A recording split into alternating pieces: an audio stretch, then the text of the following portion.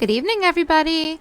I just wanted to bring you an update regarding HLBZ, ticker H as in Hilo, H as in Lima, B as in Bravo, Z as in Zulu. What an amazing day we had today. Congratulations to all of you that saw my alert last night and video and took this play. I also tweeted it out again this morning because I thought that we would see something special, and we sure did, guys. I had started my first position on Friday in the afternoon, and that has almost tripled now in the after hours. In fact, it probably is very close, if not over triple now. But then again, this morning I decided to add to my position in two different increments because I like to separate out my trades in case they dip back down. That way my money is equally divided, but if they go up, then I add to it at, pullbacks. And that's exactly what I did, guys. And we are killing it. Honestly, we are crushing it. The stock itself was up like 120% on the day, and in after hours, it's up even more. So this is pretty spectacular. On top of, the bullish sentiment from retail traders, it also got great news today, which I'm going to go over with you, and it'll explain the minion on the cover of this. I'm not artsy and creative. It actually has a point. But anyways, let's get into this. If you haven't seen my video last night, getting into the short interest and things like that, I highly suggest you watch it because there's definitely something more than meets the eye to this stock. And I'm not going to repeat myself. It is my daughter's birthday, so I just wanted to bring you a quick update. And remember, nothing I say is financial advice, guys. Just so you know, I do have a position in this that I will be holding for my long-term portfolio, but I also have a position as well that is a swing trade because I do expect this to be a wild ride, and they are already calling it out as the new meme stock frenzy. Oh yeah, the articles are quite interesting. If you care to Google them, I am going to show you one to explain the minion and what gave us an extra boost today. So let's get started.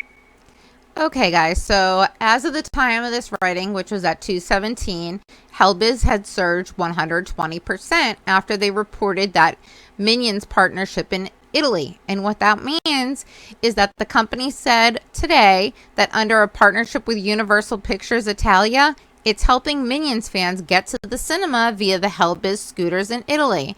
And the promotion's going to include chances to win movie tickets and also discounts of 20% on scooter rides as well, as long as they use those yellow HLBZ scooters in some cities.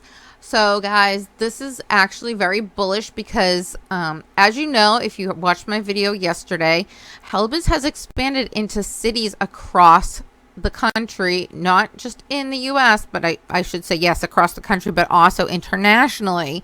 They're in Europe, including Italy, obviously, and they're also in Australia, and plans, I think, to go global.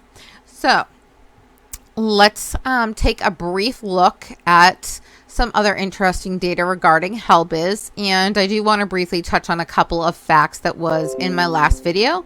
If you stay to the end, I will be giving you an update as well of another ticker that I want you to keep on your watch list.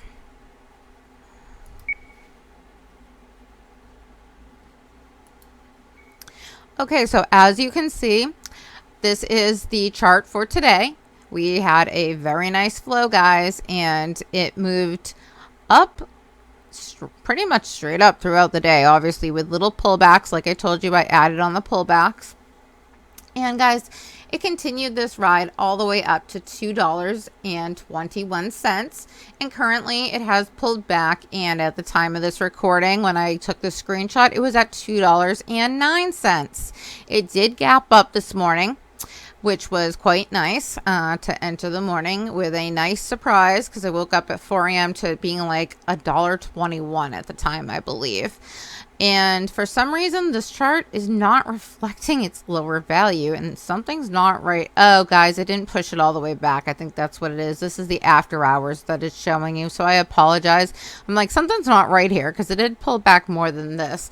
But it started the day off today with a low of like, oh, it says $1 one, but it actually closed around 82.99 if I remember. If you watch last night's video, you'll know for sure. And then it gapped up this morning, like I said, and pulled back where I was able to gain a second entry around $1.04. And then as it was running, at one point, I think maybe when it pulled back somewhere around the end of the day, I decided to add a third entry to that, knowing that the momentum was still very bullish and that, you know, the trend was obviously in an uptrend with just needing to pull back. The RSI needed to cool off, which it has. Guys, it's actually at a really good point right now, so I expect this run to continue into tomorrow and higher. Now, I am going to show you a few interesting facts, because the 52-week low was 45 cents, and the 52-week high on this stock was $41.88. Guys, according to Webull, the float is only 270.9 thousand. Now, according to FinViz, I think it was 1.3 million, and according to Fintel, which we're going to look at in a second, it's a heck of a lot higher. Now, I've been asking myself all weekend, what is going on here? And I think the fact that this was a SPAC, and usually there's a lockup period, and then when the de-SPAC lockup is over, these SPACs tend to have a massive run down, because what happens is it opens up all these locked positions, and then they tend to short it, knowing that those are coming in and going to start flooding the market, which I believe is what happened to this stock. And I believe that Webull's just out of date, because if it was at 270.9 thousand with the amount of volume that it had today, 216.5 million, I mean, you know how many multiples of the float that would be? It's absolutely crazy. It would make 0 sense whatsoever, guys. So I think that this is very, very wrong, and that I'm guessing it's several million shares that they have, but I still think it's like I shouldn't say several, like on the low end of like a few million shares is what I'm guessing. But let's see what Fintel shows us, because I guarantee you it's going to be drastically different. By the way, Ortex does show that it's only short 7%. FinViz shows it's short like 30 or 33%. The top of my head, somewhere around there. But TD Ameritrade shows that it's short like 210%, like something insane, guys. So your guess is as good as. Okay, guys, according to Fintel, the off-exchange volume today was 59.25%, and it was 2,526,350 shares that were traded in the dark pool. Well, guys, clearly that's really wrong, because we saw that 260 million shares traded today, according to Webull, right?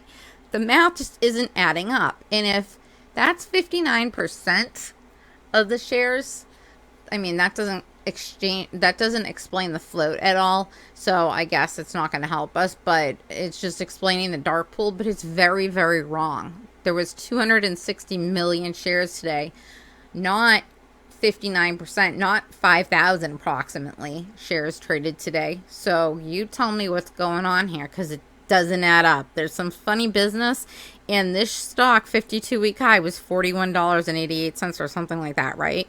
So you tell me what's really happening, because I'm going to show you something, and I'm going to tell you what I think is happening, because you know me, I don't hold back. So as of 24 minutes ago, there was 50,000 shares available to short. I can't even imagine anyone would have the audacity to be shorting it during this run, but okay, it's on them if they are. 63% is the cost to borrow. And this is what's interesting. This stock has no options pool, guys. And check this out. Look at the failure to delivers. Well, I get this question quite a bit. If there's no options, why are there failures to deliver? And there's only one answer, guys. It's called naked shorting.